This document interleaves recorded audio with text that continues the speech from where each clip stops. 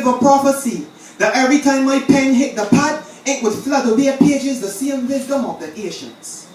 Well, as I proceed to leave, he stopped me, as I stood in amazement, as he continued to make these statements. He said, son, how could you write so shallow when you could dive so deep, climb heights so steep, ignite flames through speech, bring the light to the people. The people need to breathe.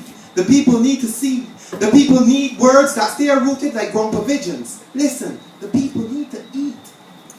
They have been malnourished, misleaded, and ill-treated by their leaders, politicians, pastors, preachers. They pledge their lives on.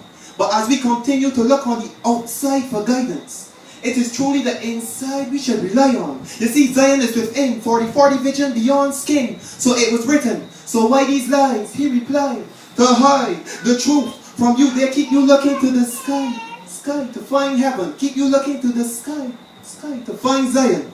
22 tears fell from my eyes, symbolic of the 22 years of my life. The truth died, true religious homicide, true religious suicide.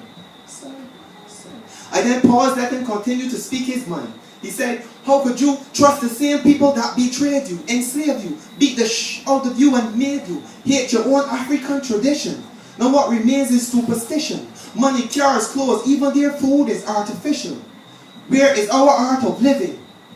We are scattered pieces to a puzzle. We need to come together to form one image.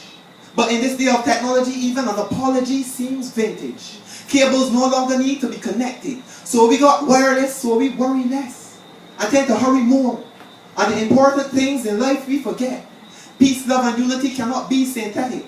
Damani Re, please teach the people these messages. Please. Tell them knowledge is the key. But knowledge without application is worthless. Apply knowledge in life to find true purpose. Now that is true wisdom. Go spread it to the masses, even if a few listen. Even if two listen. Those were the ones that needed to hear. And they will read you loud and clear.